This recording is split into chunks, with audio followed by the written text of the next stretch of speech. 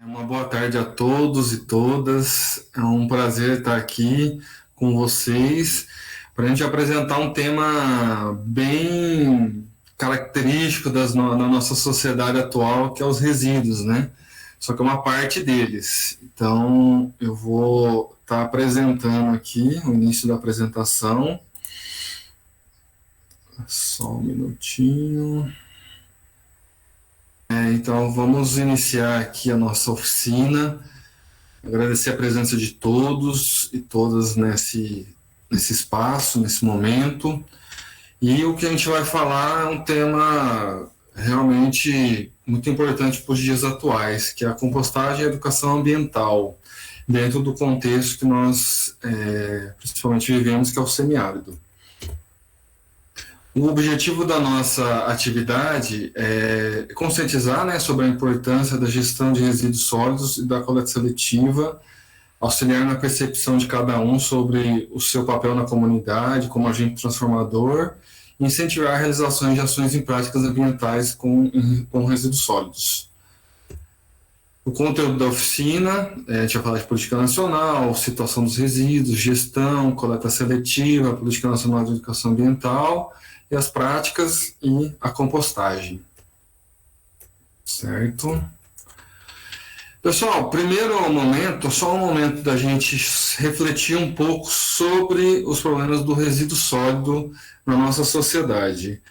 É um problema pela sociedade moderna, desde os últimos 100 anos aí que a gente tem produzido uma quantidade de resíduos excessiva que as sociedades modernas que habitam aí o planeta começaram a produzir. Esse segundo slide é só para a gente também refletir sobre o que a nossa sociedade atual está deixando para as futuras gerações. Qual é o impacto dos resíduos sólidos para as futuras gerações? Como que a sociedade, os municípios, os estados, os países como um todo enfrentam esse problema dos resíduos, tanto na atual geração como para as futuras gerações. O que nós vamos entregar para os nossos filhos e netos dentro de 50, 100 anos aí, essa quantidade absurda que a sociedade tem criado atualmente, né, de resíduos, que a gente vê em muitos lugares, né, tanto de forma inadequada, através dos lixões, como de forma adequada, que através dos aterros sanitários, que a quantidade de resíduos só tem aumentado, né? Então, é só para a gente ter um momento de reflexão do que realmente nós estamos deixando para as futuras gerações. E uma frase que eu gosto muito do Arlindo Felipe Júnior, que é um professor da USP, que ele fala: a produção de resíduos sólidos faz parte do cotidiano do ser humano. Não se pode imaginar um modo de vida que não gere resíduos sólidos. Então, ele diz assim, nós geramos resíduos sólidos, mas depois a gente contextualiza que a gente pode reduzir assim drasticamente o uso de resíduos sólidos na nossa sociedade. E a gente vai conversar um pouquinho aí durante a nossa oficina. Só para a gente conceituar o que é resíduo sólido pela Política Nacional de Resíduos Sólidos, aprovada em 2010 aqui no Brasil, no seu artigo 3º. Resíduo sólido é material, substância, objeto ou bem descartado resultante de atividades humanas em sociedade, a cuja destinação final se procede e se propõe proceder ou se está obrigado a proceder no estado sólido ou semissólido, bem como gases contidos em recipientes e líquidos cuja particularidades tornam inviável o seu lançamento na rede pública de esgoto ou de corpos d'água ou exijam para isso soluções técnicas ou economicamente inviáveis em face da melhor tecnologia disponível. É só para vocês ficarem bem claro, para ficar bem claro para todo mundo, o que esse é o conceito de resíduos sólidos que nós temos hoje no Brasil, definidos pela política nacional. Vamos falar agora da Política Nacional de Resíduos Sólidos, né? De forma breve, que ela é bem extensa. Então, a fim de enfrentar as consequências sociais, econômicas e ambientais do manejo de resíduos sólidos sem prévio e adequado planejamento técnico, a Lei 12.305 de 2010 instituiu a Política Nacional de Resíduos Sólidos, bem como os decretos.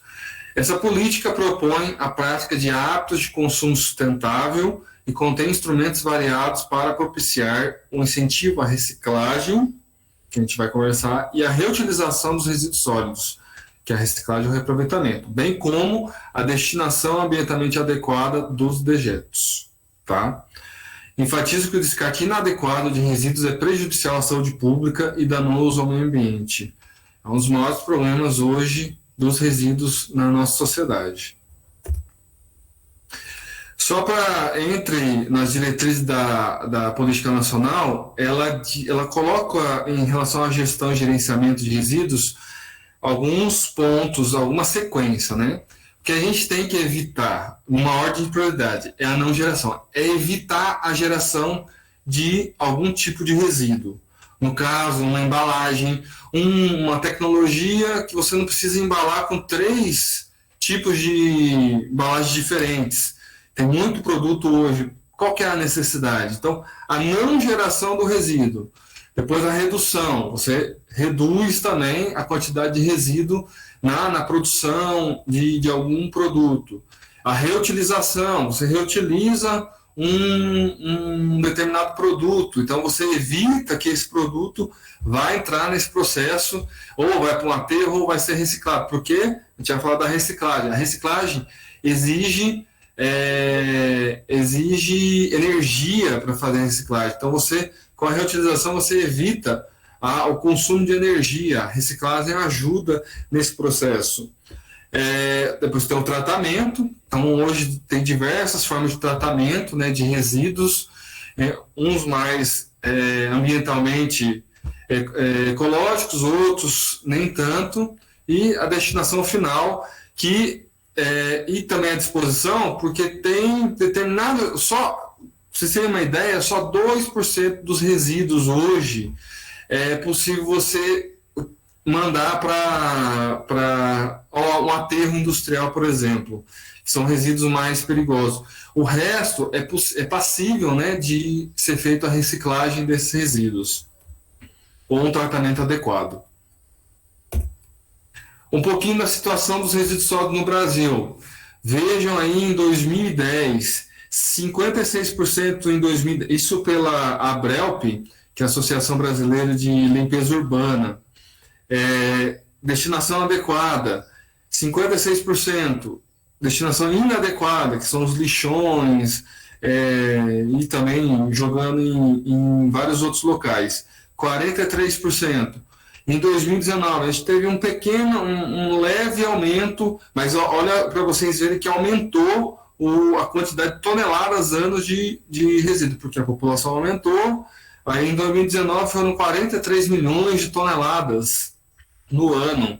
Diferente de 2010, foram 33 milhões. Então a gente aumentou 10 milhões de toneladas de resíduos.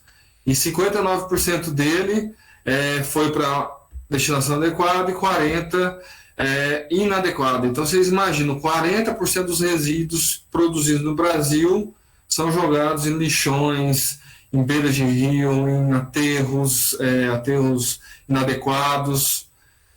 Para você ver a quantidade, e mais os que vão para aterro sem ter necessidade de ir para aterro, né? Que a gente pode fazer todo esse processo de reciclagem desses produtos.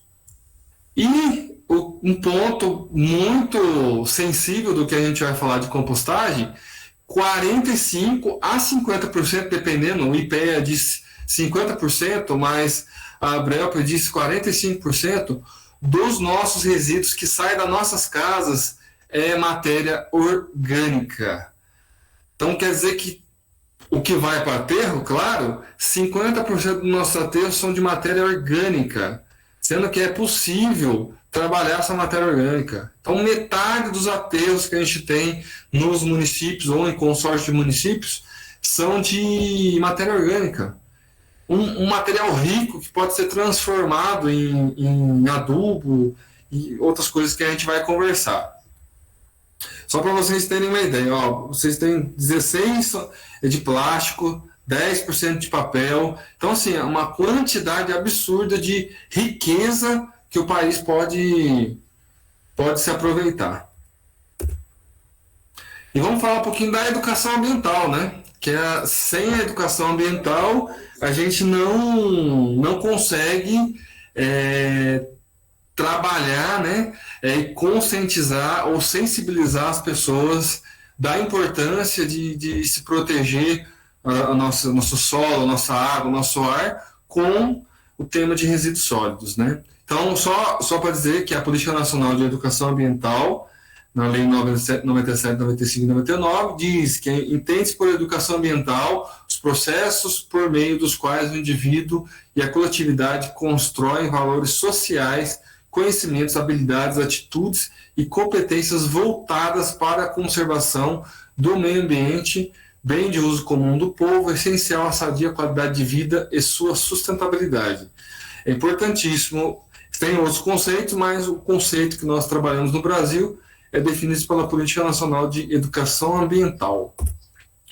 Um pouco das finalidades, né, que é promover a compreensão da existência e da importância da interdependência econômica, social, política e ecológica, proporcionar a todas as pessoas a possibilidade de adquirir os conhecimentos, o sentido dos valores, o interesse ativo e as atitudes necessárias para protegerem e melhorarem o meio ambiente, induzir novas formas de conduta, é o que a gente está comentando, nos indivíduos e na sociedade a respeito do meio ambiente. Aí, travou aqui. Finalidades, princípios. Agora a gente tem princípios da educação ambiental. O enfoque humanista, holístico, democrático e participativo. A educação ambiental precisa ser participativa. Não há educação ambiental se ela não for participativa e democrática. A concepção do meio ambiente em sua totalidade, considerando a interdependência entre meio ambiente natural, meio natural, socioeconômico e cultural, sob o enfoque da sustentabilidade, o pluralismo de ideias e concepções pedagógicas, na sua perspectiva de inter, multi e transdisciplinaridade, a vinculação entre ética, educação, trabalho e práticas sociais. Também a garantia de continuidade e permanência do processo educativo. Ele tem que ser contínuo, o processo educativo precisa ser contínuo para que a educação ambiental possa se desenvolver. A permanente avaliação crítica do processo educativo, importante. A abordagem articulada das questões ambientais, locais, regionais, nacionais e globais. Local tem influência global. O reconhecimento, o respeito à pluralidade e à diversidade individual e cultural. Objetivo, o desenvolvimento de uma compreensão integrada do meio ambiente, a garantia de democratização das informações ambientais, o estímulo e fortalecimento de uma consciência crítica sobre a problemática ambiental e social, o incentivo à participação individual e coletiva, permanente e responsável, na preservação do equilíbrio do meio ambiente. Como objetivo ainda, o estímulo e a cooperação entre as diversas regiões do país, em níveis micro e macro-regionais. É importantíssimo a troca de informações entre as diversas regiões do país. É fundamental essa troca. Os conhecimentos devem ser cada vez mais interrelacionados. Fortalecimento da cidadania, autodeterminação, da integração com a ciência e tecnologia. A educação ambiental ela anda de mãos dadas à ciência e tecnologia. A gente precisa cada vez mais ampliar os níveis, né, de conhecimento na educação ambiental. Fortalecimento da cidadania, autodeterminação dos povos e solidariedade com fundamentos para o futuro da humanidade. E algumas características básicas da educação ambiental. Ela é dinâmica, integrativa, transformadora, participativa, abrangente, globalizadora. Ela tem que ser permanente e ter esse contexto, né? Contextualizadora das causas locais e regionais. E, além do mais, dentro do ambiente formal, transversal, deve passar por todos os níveis e as disciplinas dentro dos níveis de conhecimento. E vamos contextualizá-la agora no semiárido. Bem, um conceito: a educação não é neutra, ela se desenvolve em todos os espaços que há interação humana, assim como podemos definir ou conceituar a educação contextualizada. Quando se diz contextualizada, já nos infere contexto. Ela tem que estar nesse contexto. Contexto do semiárido, contexto da Mata Atlântica, contexto do Cerrado. Então ela tem que estar no contexto. A educação, para ser contextualizada no semiárido brasileiro, precisa respeitar os saberes e as experiências dos sujeitos que residem na região e promove um processo de ensino-aprendizagem que parta desse pressuposto. É importantíssimo que os saberes locais e as experiências desses sujeitos locais sejam respeitadas. Considerando a proposta da educação contextualizada, é factível assumir o seu papel catalisador em todas as dimensões colocadas, dentro da perspectiva de mudança de paradigma de uma região sem solução para uma trajetória de desenvolvimento baseada na convivência com a realidade do semiárido, considerando as suas peculiaridades físicas, climatológicas, culturais, políticas e sociais. É importantíssimo respeitar todas essas características. Faz mister a integração dos saberes populares, científicos e acadêmicos, bem como das instituições da sociedade civil e do setor público. Importantíssimo a sociedade civil e o setor público conversarem para que de acordo com as práticas contextualizadas com a realidade desse espaço e norteado nos princípios do crescimento econômico, com justiça social, proteção e manutenção dos recursos naturais. Vamos lá. Também continuando esses conceitos de educação contextualizada, a educação contextualizada se apresenta hoje como uma das possibilidades de ampliação e efetivação da política de convivência com o semiárido brasileiro, uma vez que a mesma valoriza as lutas e as conquistas do povo dessa região, diante do desafio de viver em um lugar estereotipado, historicamente de inviável. Então, assim, é importantíssimo a gente fazer com que a efetivação das políticas sejam cada vez de convivência com o semiárido brasileiro. E a educação ambiental ela está incluída nisso, ela participa ativamente disso. Só para citar o patrono da educação brasileira, né? Será a partir da situação presente, existencial, concreta, refletindo o conjunto de aspirações do povo, que poderemos organizar o conteúdo programático da educação e da ação política. Então, Paulo Freire já deixa bem claro isso para a gente, né? E aí, vamos falar agora de educação ambiental e resíduos sólidos, como que ela trabalha em conjunto e é fundamental que trabalhe em conjunto, né? A educação ambiental emerge como aliada à gestão integrada e sustentável dos resíduos sólidos, pois visa a formação de cidadãos conscientes de sua responsabilidade ambiental, desde a importância de um consumo consciente para a redução da produção de resíduos sólidos nas fontes geradoras, até o seu reaproveitamento ou reciclagem, passando pela necessária coleta seletiva.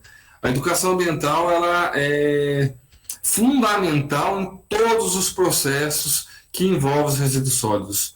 É importante que a gente tenha os conceitos bem claros de educação ambiental, porque a gente trabalha a questão dos resíduos sólidos no dia a dia nosso o tempo todo, né? A gente vive, a nossa sociedade vive em torno de resíduos sólidos, tanto no trabalho, como na escola, como em casa, como todos os ambientes a gente tem questões relacionadas a resíduos sólidos.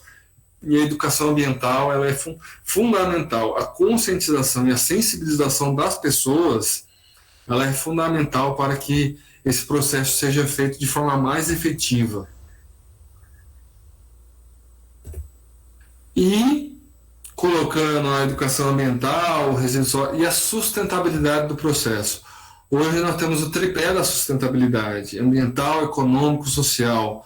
O ambiental não, ele é fundamental nesse processo, é o que a gente está falando, né, de todos esses conceitos relacionados aos processos ambientais que partem da nossa vida, né, que estão na nossa vida, o econômico, como a gente fala, dentro desses processos de sustentabilidade, a economia ela é fundamental, porque ela gera renda, gera dignidade para as pessoas, e o social também trabalha a questão da dignidade das pessoas, ela tem que estar...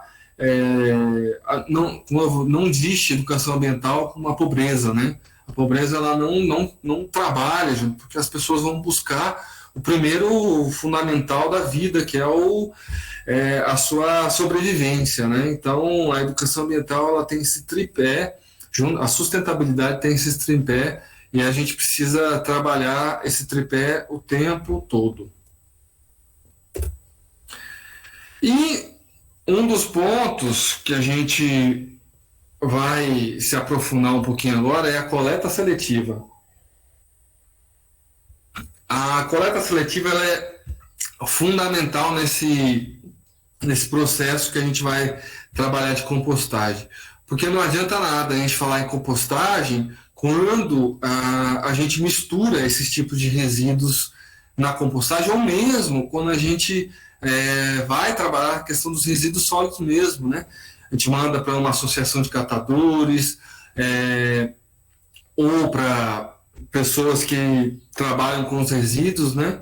Então, para fazer algum tipo de artesanato, alguma coisa assim.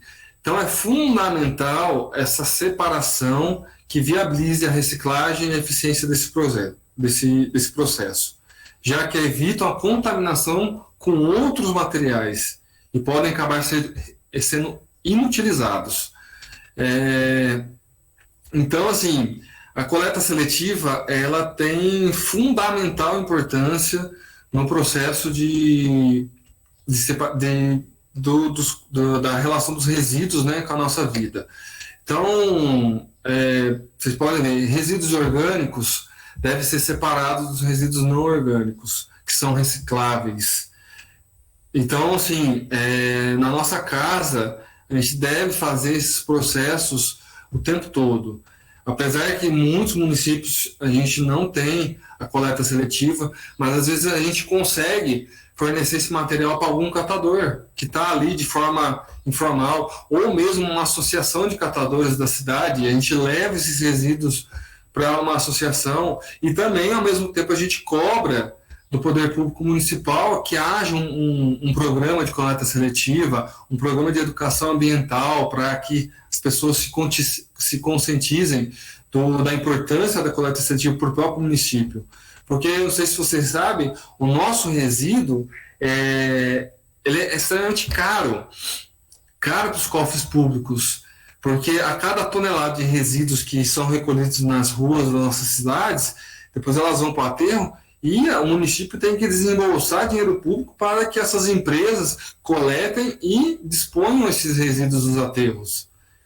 É extremamente caro, tem uma média de R$ 150 a tonelada. Tem municípios que gastam assim absurdo de 20 milhões, 100 milhões de reais com um resíduo, em que boa parte dele, 90% dele, pode ser reutilizado e reciclado. Imaginem a economia para os cofres públicos, né, desses resíduos. E as vantagens da coleta seletiva: reduz a quantidade de resíduos destinados ao tratamento sanitário, que a gente acabou de falar, aumentando a sua vida útil. Hoje tem um problema gigante em muitas cidades eles têm que criar outros aterros, porque os aterros que foram criados há 20 anos atrás já estão sobrecarregados, já estão entupidos de resíduo. Então, assim, é um custo para a cidade, além de criar um custo muito alto para o município, algum consórcio de município, de você criar um outro aterro sanitário. Então, assim, a possibilidade que as nossas cidades têm de reduzir, né, essa destinação para os aterros sanitários, ou mesmo não mandar para lixões, né, que ainda tem muitas cidades ainda que estão em processo, né, de transformação dos seus lixões em aterros, né?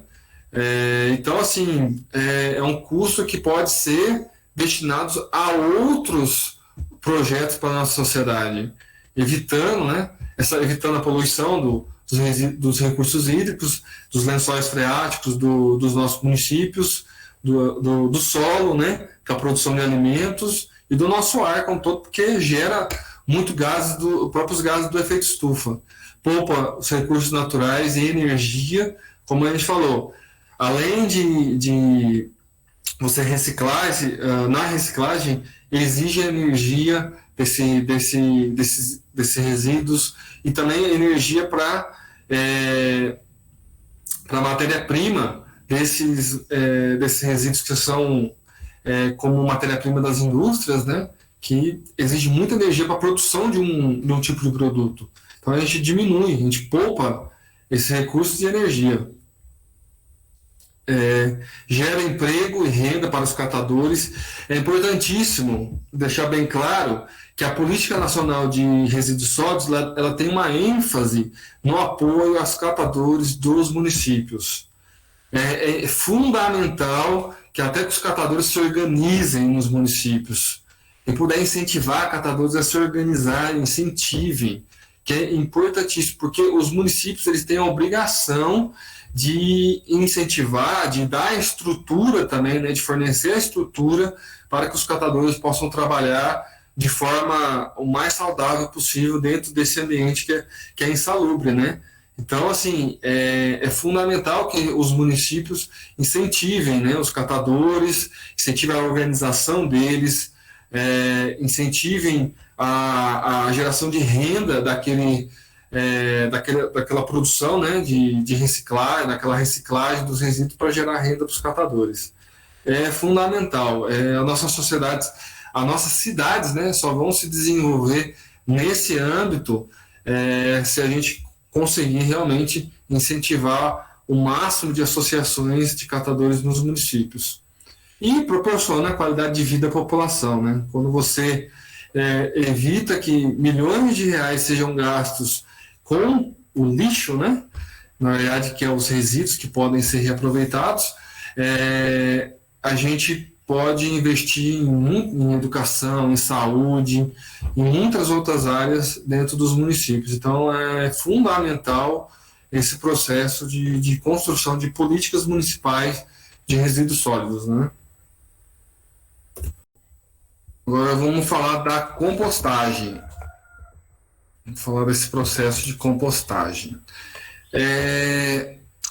O que é a compostagem? Compostagem é um conjunto de técnicas aplicadas para estimular a decomposição de materiais orgânicos por organismos aeróbios que necessitam de ar. São organismos que necessitam, não é anaeróbico, que são organismos que trabalham sem a presença de ar, são organismos aeróbios, com a finalidade de obter, no menor tempo possível, um material estável, rico em substâncias únicas e nutrientes minerais, formando assim um solo umífero.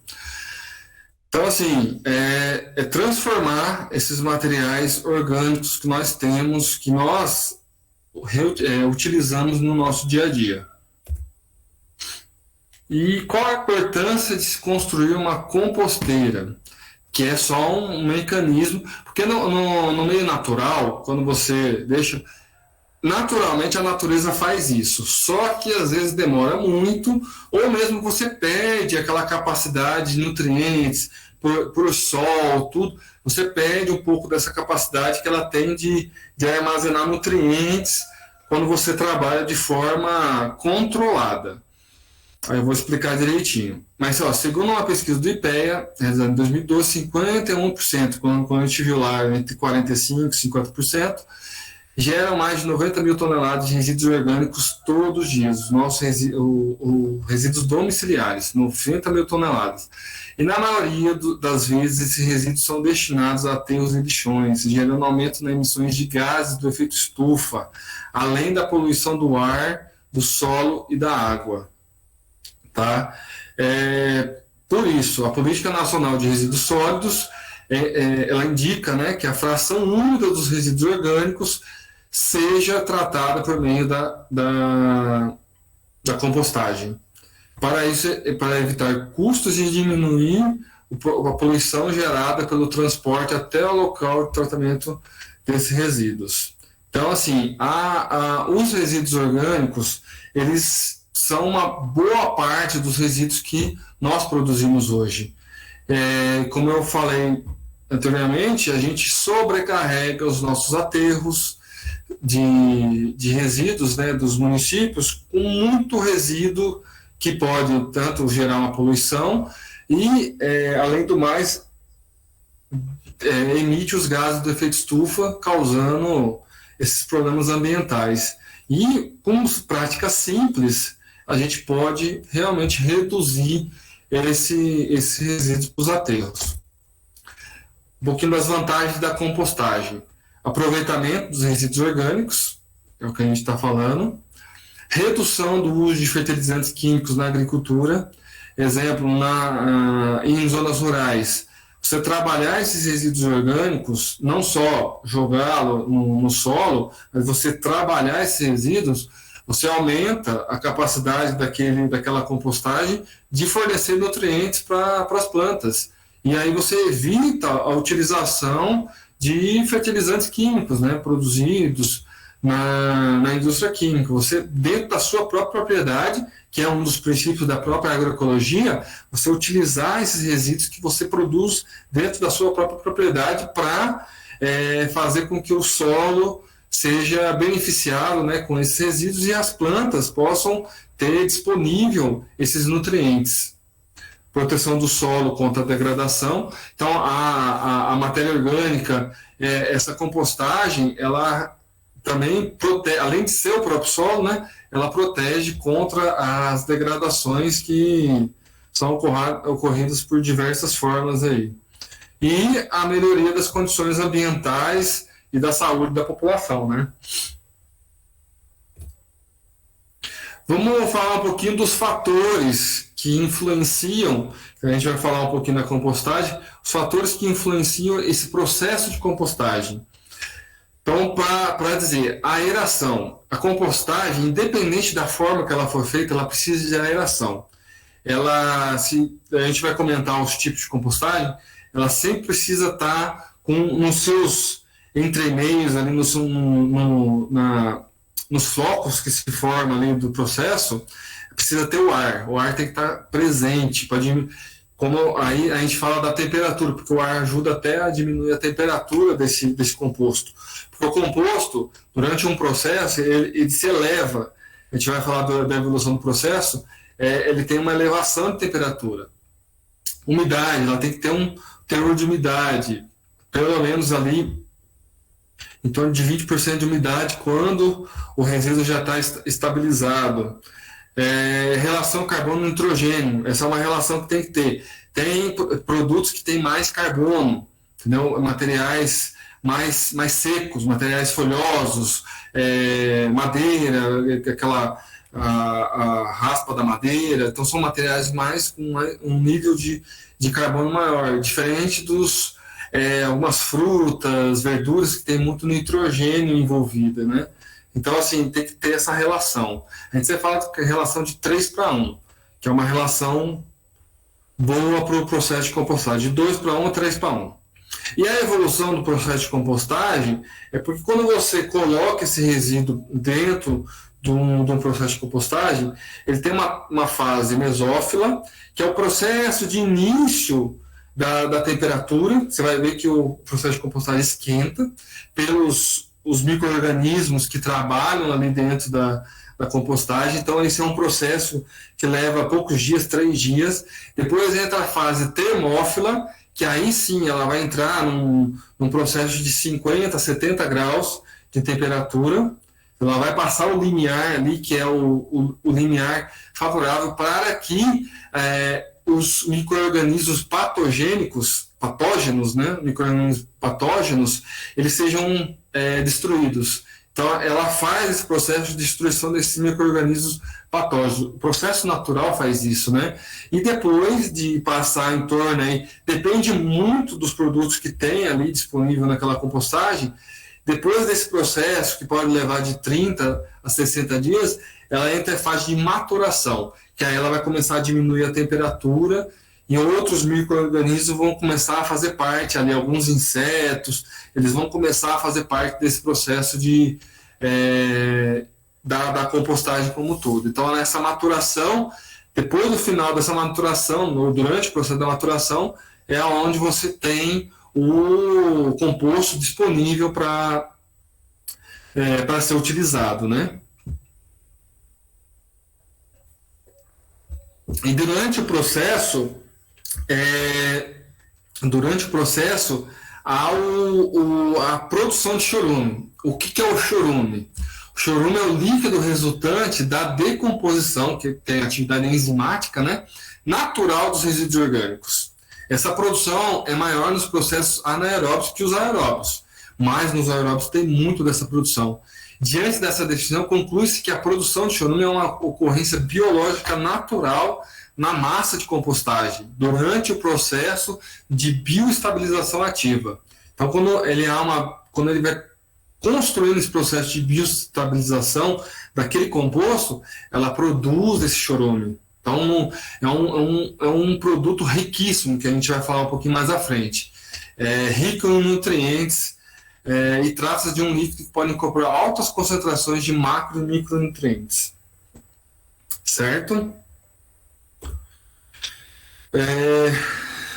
Compostagens. Aí nós vamos falar de alguns tipos de compostagem. A gente tem compostagem de chão, tem a compostagem em espaços mínimos e a gongocompostagem, que é com os gongolos. Mas a gente vai comentar sobre cada uma delas.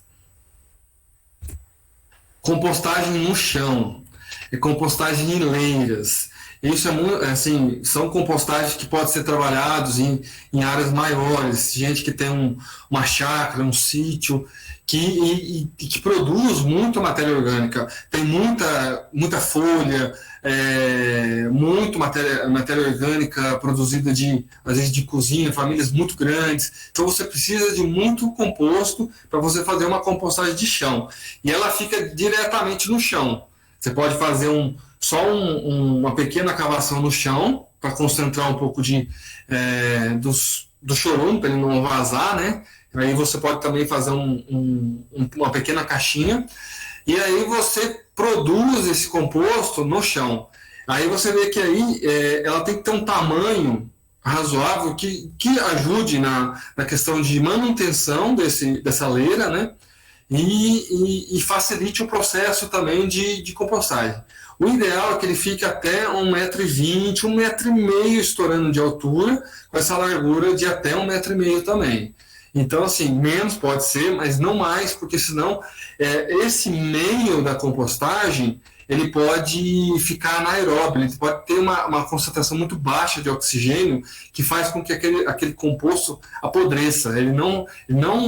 Aqueles materiais, na verdade, ele vai apodrecer ao invés de virar um composto de riquíssima qualidade. Então, o recomendado pelos especialistas, pelos cientistas, é nesse tamanho dentro da... Ele pode ter uma extensão maior, ele pode ter mais de 3,5 m, dependendo, mas aí é só para compostagens que realmente tem muito material disponível. No caso de municípios que pegam aqueles materiais de feira, e aí você faz uma leira de até 15 metros de comprimento, mas é com muito material disponível, tá?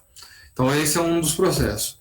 Nós temos uma compostagem em caixotes, que também pode ficar diretamente ligado ao chão, ou não, né? Mas o principal ali, que tem essa relação com o chão, é facilmente construída, você pode montar num caixote, e ali você vai colocando os materiais disponíveis ali na propriedade, ou se alguém tem uma casa com muita matéria orgânica sendo produzida, também pode fazer, tem um quintal muito grande, né? Pode se utilizar desses caixotes. Vocês veem que assim, tem 3 caixotes. Então, assim, você coloca um material, quando você encher ele, quando tiver no procedimento, você passa ele sempre para o outro caixote. Não é encher os 3 ao mesmo tempo. Você enche o primeiro, passa para o outro, porque nesse processo, além de ter o revolvimento, ele vai gerar a oxigenação desse material. Então, facilita o processo de compostagem. E nós vamos entrar agora na compostagem em espaços mínimos. Compostagem em casas, em apartamentos, em lojas, pequenos espaços, tudo que for ligado à produção baixas de material orgânico. Então, a compostagem em espaços mínimos ela é muito simples, e é o que a gente vai comentar lá no final. Então, esse é um modelo de composteira de diversas maneiras, caixas, baldes, tem gente que usa, tem gente que produz tão pouquinho, usa aqueles potes de sorvete também, você põe 3 em cima do outro e vai produzindo ali, mas produz tão pouco material, ou como um experimento para crianças, aí você usa esses potes pequenos. Mas você tem que calcular mais ou menos a quantidade de resíduos que você produz, e aí você tem essas caixinhas, esses baldes, né, que você vai produzindo. E a gente vai comentar como fazer esse, principalmente lá mais ao final. Tambor também, às vezes produz muito, tem um espaço para colocar um tambor no quintal, então o tambor também é outro processo de compostagem que exige uma quantidade de material um pouco maior, mas você pode usar os resíduos da cozinha, do jardim, puxou folha ali muita folha do jardim e tal, então ele é um processo, mas também exige que você coloque matéria orgânica, que a gente vai falar de um outro estilo depois, que é só de folhas, né? E fica fácil o revolvimento do material. Você viu que o segundo aí, ele fez toda uma estrutura para você girar esse material e fazer com que você tenha oxigenação desse material. O outro ali tem furos maiores, né, que vai ajudar também na oxigenação. Então são processos simples que usam pouco espaço na sua casa para a produção de um composto rico em qualidade.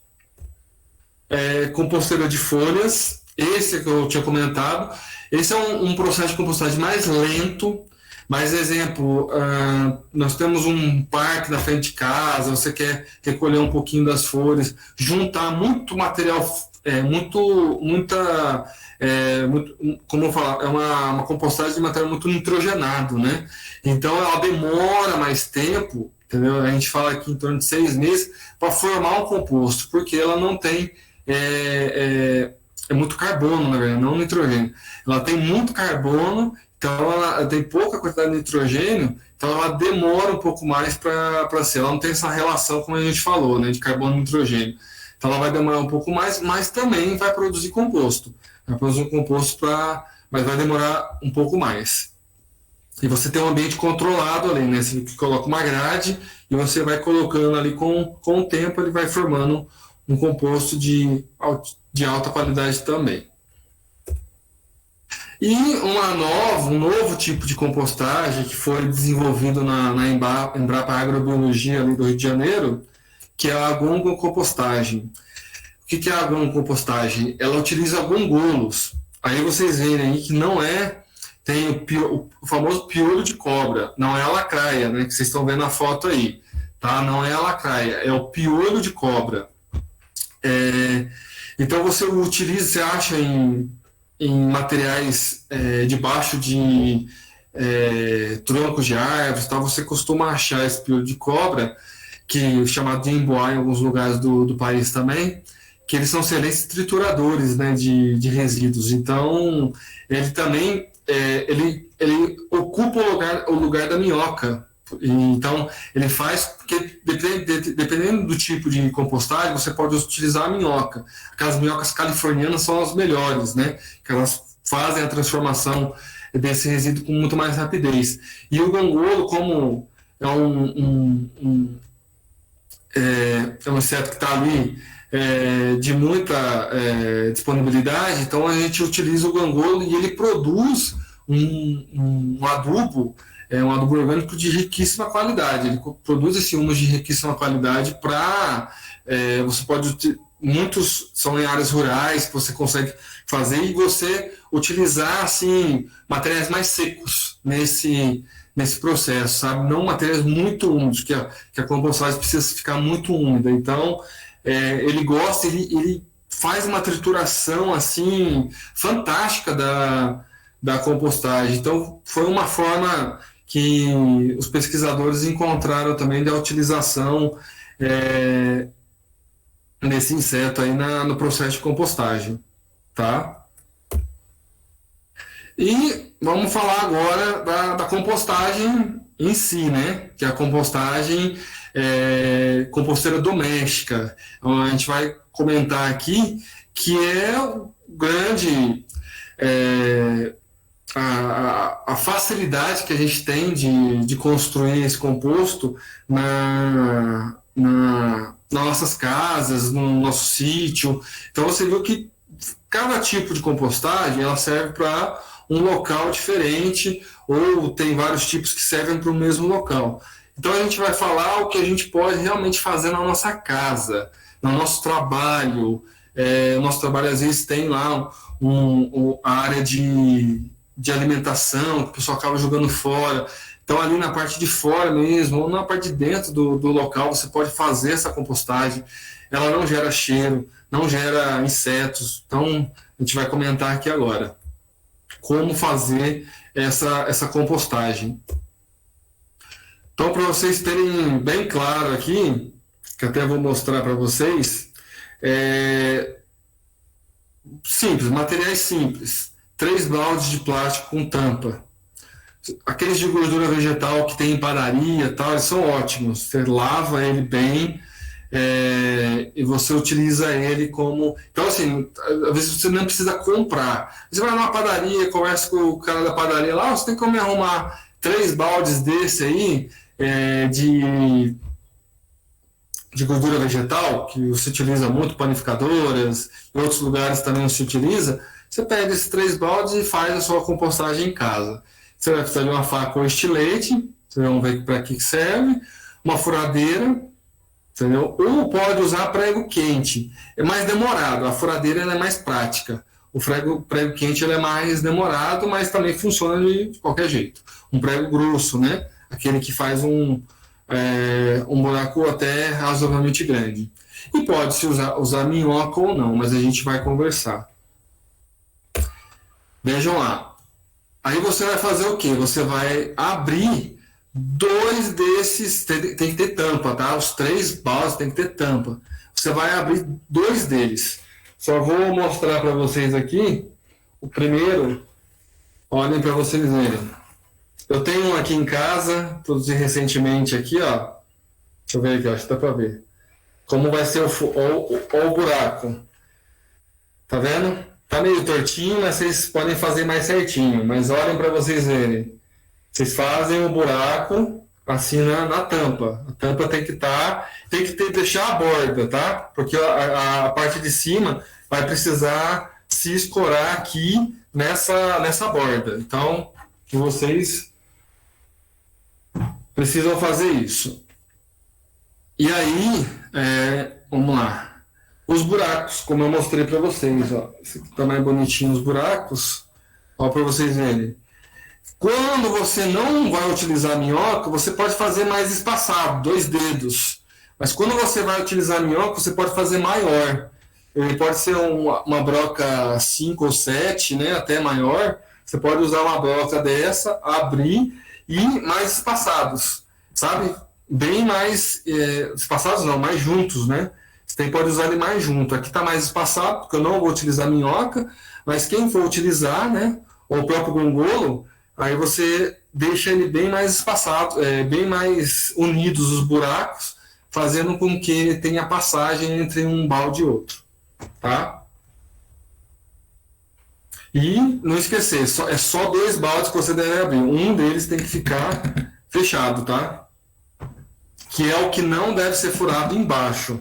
O fechado não fura embaixo, mas a gente vai ver aqui.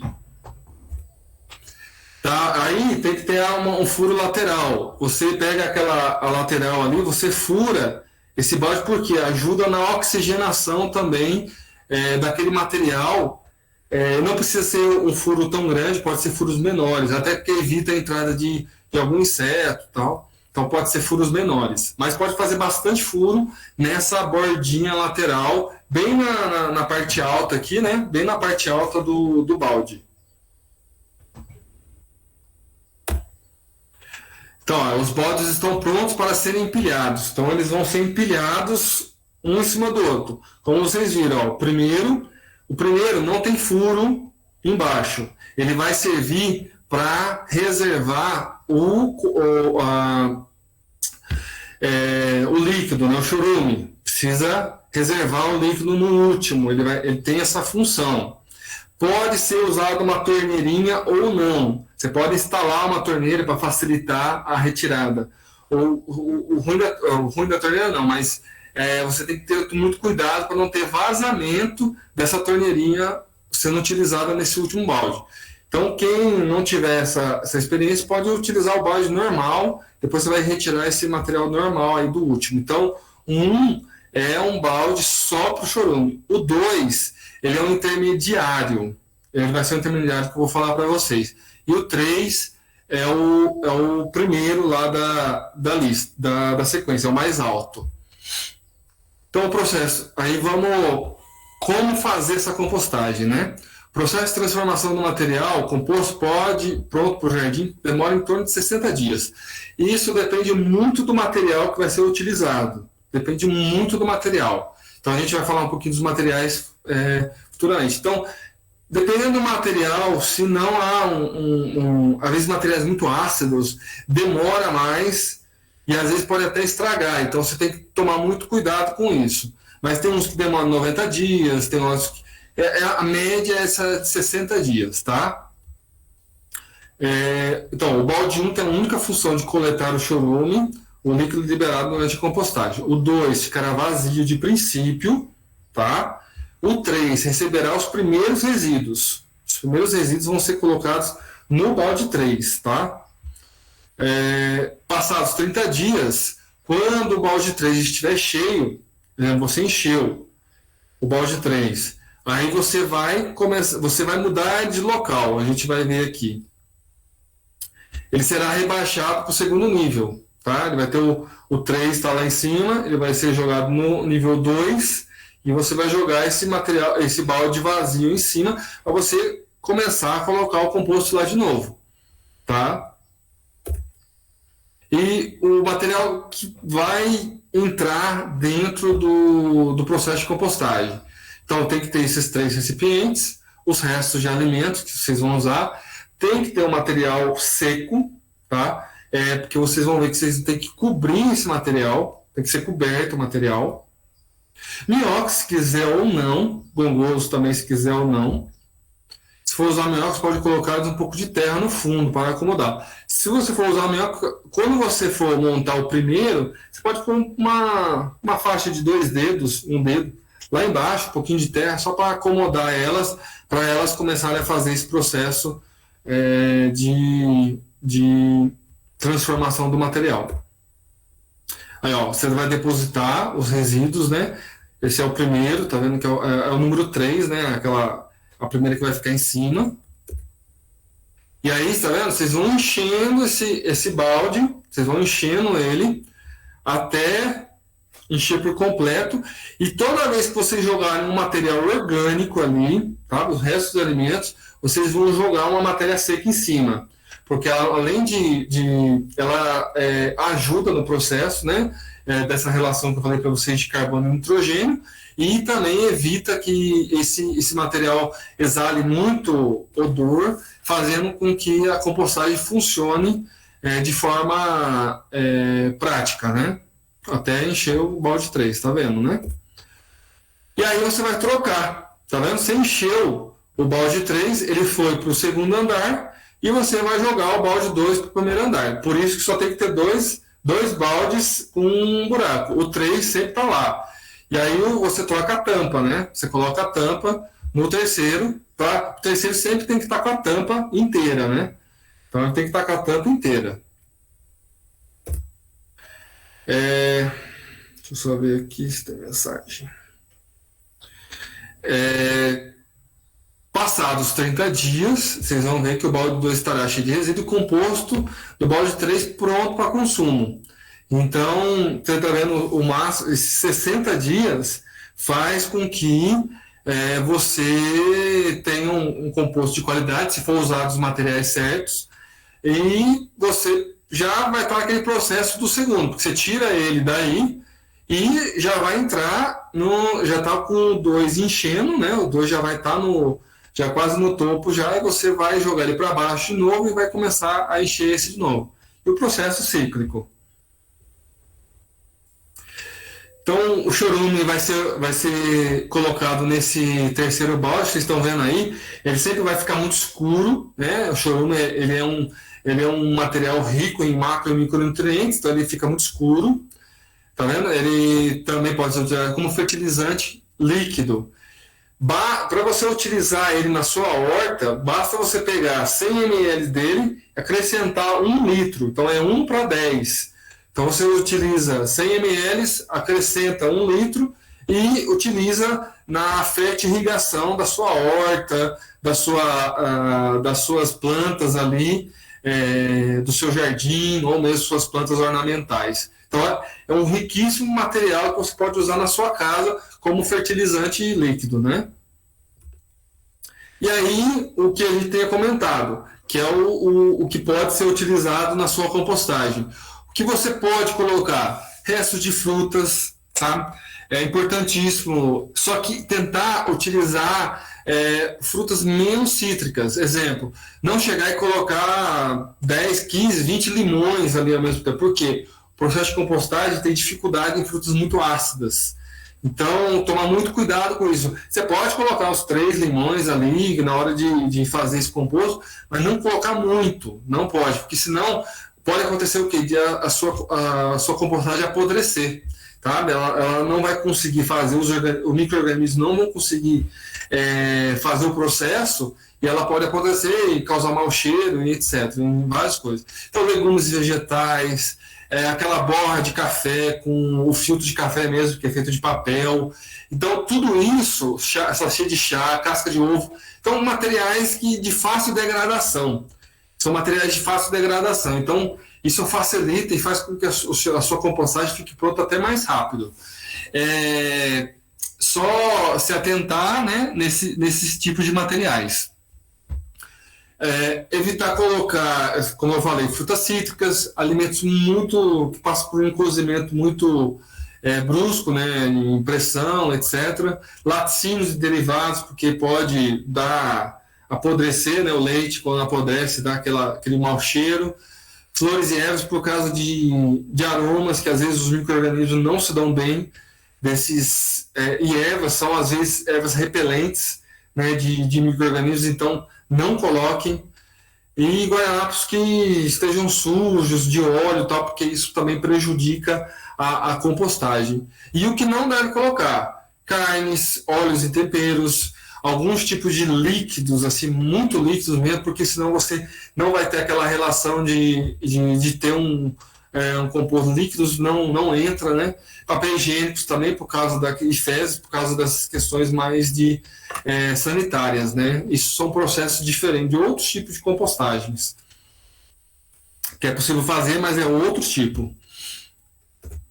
Tá? E aí você pode, esse composto ele vai ficar dessa forma, um composto bem aerado, né? É um composto leve que você pode utilizar nas suas plantas, no seu jardim, na sua horta, para produzir um alimento de qualidade para você, e orgânico, que você não vai precisar de nenhum tipo de fertilizante. Eu vou mostrar para vocês agora um vídeo resumido do que é esse processo de compostagem. Deixa eu só tirar aqui.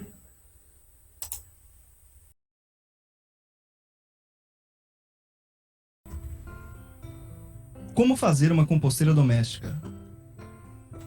Utilize 3 baldes vazios com tampa.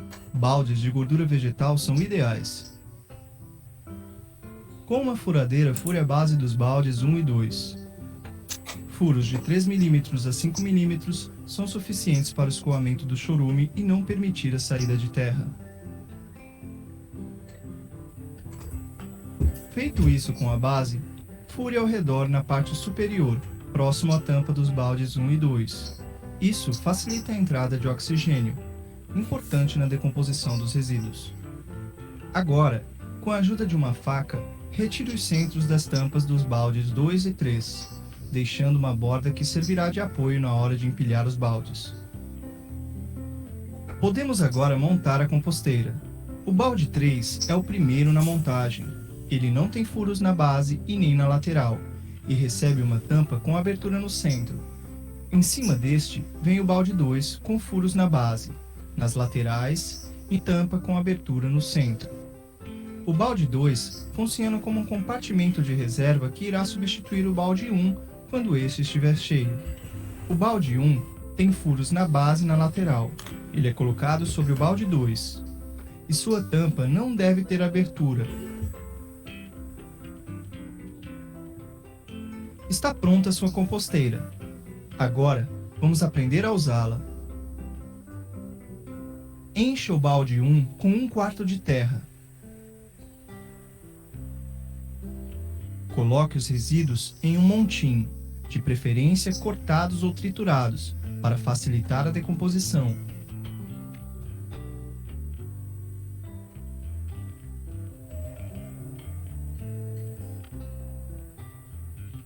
Cubra os resíduos com o dobro de matéria seca como serragem, folhas secas, resto de poda, etc. Feche o balde e deixe em local arejado como quintal ou varanda.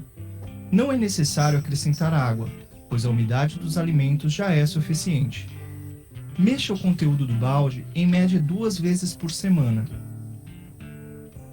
Quando o balde 1 encher, troque-o de lugar com o balde 2 e comece o processo novamente.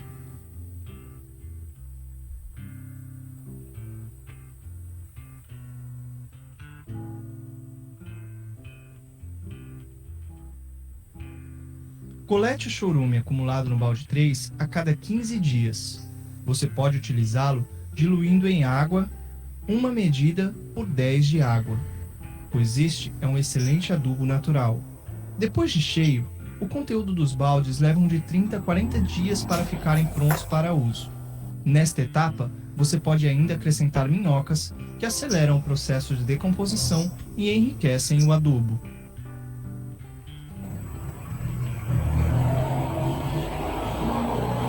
Uma coisa que a gente vai falar só um pouquinho agora de uma experiência que tem em Santa Catarina, que é a Revolução dos Baldinhos. É uma coisa rápida aqui, aí a gente já pode conversar um pouco. Só para vocês saberem uma experiência em relação à compostagem, que vocês podem procurar na internet, que uma comunidade na cidade de Florianópolis, uma região de periferia, eles fizeram lá um projeto muito interessante, que fez com que gerasse renda, né, para algumas pessoas que trabalhavam nesse processo, os próprios catadores em si, só que de resíduos orgânicos. E se organizaram na comunidade, a prefeitura arrumou o local para eles fazerem a compostagem de todo aquele bairro. Então, eles fizeram numa área da prefeitura o processo de compostagem. Então, se organizou. E hoje é uma referência aí em muitos locais quando a gente fala de compostagem, de compostagem e de aproveitamento de resíduos orgânicos, né? Então é só para dizer que existe boas experiências no Brasil relacionadas não só à reciclagem, mas a aproveitamento aí de resíduos orgânicos das nossas casas e trabalhos. Então é uma experiência que eu queria comentar com vocês, que fica como vocês podem até procurar na internet. E no final aqui, depois, se alguém, pessoal tiver interesse, faz a sua composteira que a gente passou aqui para vocês, façam em casa e mandem fotos, vídeos que vocês produzirem em casa para a gente ter esse material também de vocês produzindo essa componente, e a gente faça realmente uma revolução aí dos baldinhos em vários locais aí do país, para que a gente tenha como aquelas vantagens, né, de reduzir realmente o impacto dos resíduos orgânicos no meio ambiente, nos aterros, e para que a gente possa ter mais qualidade de vida, certo? Que é um pouquinho das referências que a gente utilizou aqui para vocês. E é isso, pessoal. Agora eu quero...